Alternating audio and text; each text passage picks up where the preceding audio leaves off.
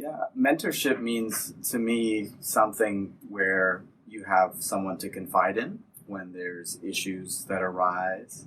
It also means that someone is present in your life in a way that you can talk to them about the issues you are having related to your work or even your personal life, if that's what you want it to be.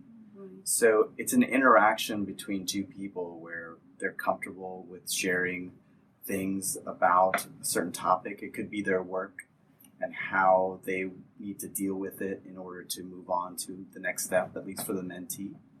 For the mentor, it could be about what kind of research project goals need to be accomplished and why the marks are not being met, or if they are being met, making sure that the mentee knows that, good job. Right. I think too few times we get pats on the back.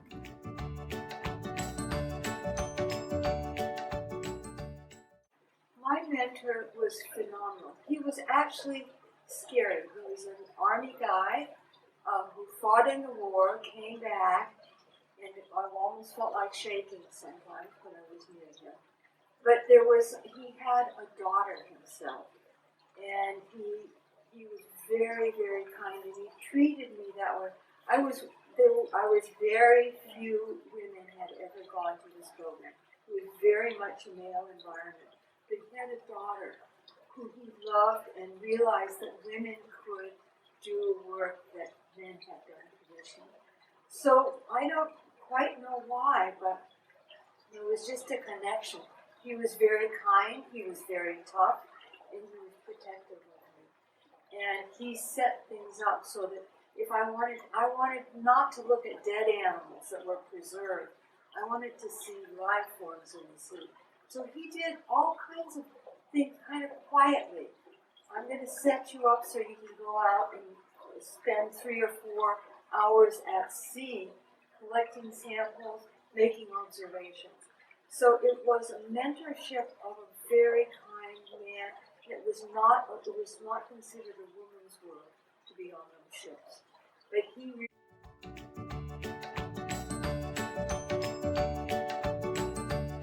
in my undergraduate program, there was a professor named Dr. Cheney who was a vertebrate zoologist.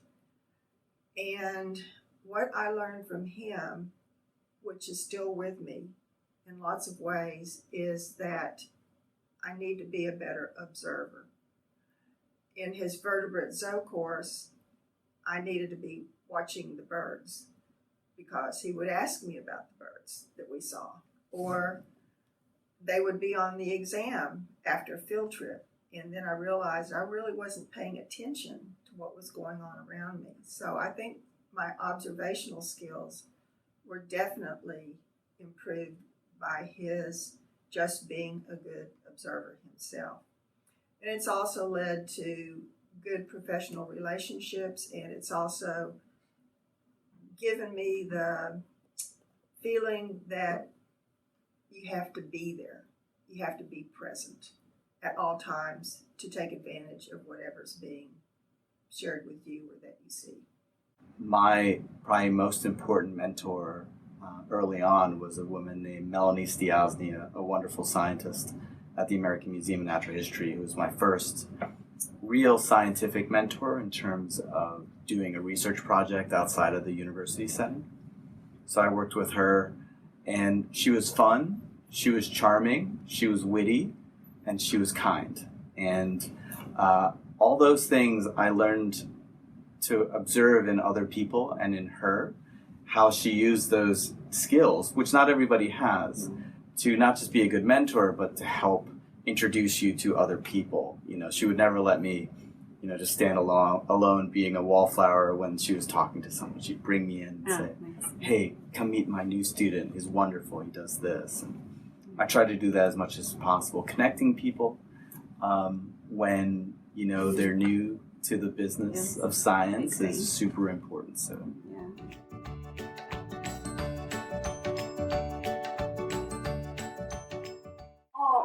First of all, you want to honor the students and treat them as intelligent. They may not know a lot about a subject because they haven't learned it, but that they have skills and they're capable. And each one will find something, will talk about things and be very positive. Never be negative. I mean, that's my sense.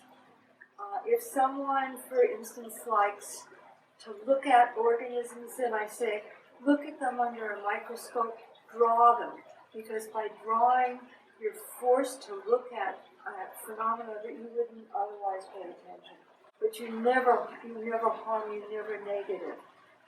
You can say, well, you know, it's a little bit different perspective if we think about this or that, so you don't ever discourage.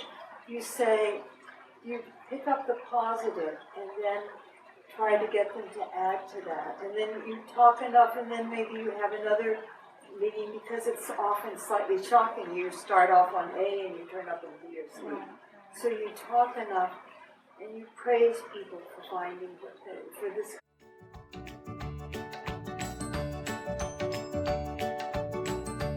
So a beginning researcher needs to be professional above anything else. They need to be receptive, and they need to be able to talk back and forth with a mentor, the pros and cons of a situation, and then the two individuals can come to a conclusion, or the mentee can decide, I want to do it this way, and then convince the mentor that that's the best way to do it. So friendship, professionalism, a real interest in each other are key. Yeah, for me, it's important as a new faculty member or somebody, a new postdoc, a new grad student, not just to have your standard set of mentors and to have a diverse group that doesn't just mean people at different career stages, but also different genders, different races. Because for me, I saw different perspectives of what the challenges they had. So for me, having a diverse group of people in terms, again, of every meaning of the word diversity, helped me see that, okay, these are issues I'm having that are similar to this person, maybe even at a lower stage of their profession than I was. Or, this is an issue that has come up with women in science that, even though I'm not a woman in science, is something that I can amplify these questions that they're having and say, let's change this thing if we can, not just for them, but for everybody. And so having a diverse group of mentors has really helped me in the past, and people not just at my institution but outside of it. So building this network of people that can help you and that you can help has been an important part of my career.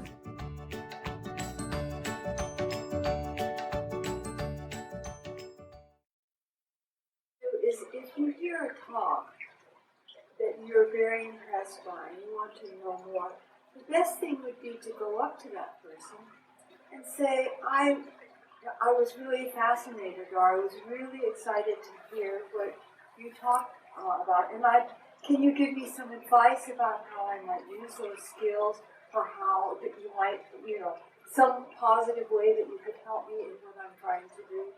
So any kind of connection you can make with others, it's especially, I was terrified by that, but when you have the courage to go up and show that you're interested, mostly we're honored by questions like that. It feels good when someone asks you a question and you can help them. For me, that's a huge plus.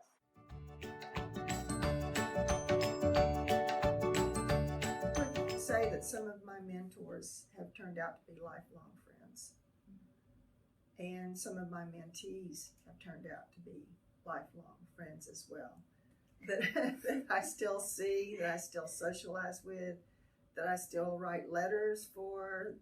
So there's another good reason professionally to do this, because of these lifelong friendships and activities and reliance on each other. Yeah, it's a good community support mechanism. Yeah. That's great. I was a mentor for Dr. Sibel Margie by bringing her and allowing for collection of samples of Pseudonychia pseudodelicatissima on my Gulf-wide summer cruises working with hypoxia. And she has taken that and gone from there. And I would say we are lifetime friends, and we still depend on each other. And I'm so glad we do.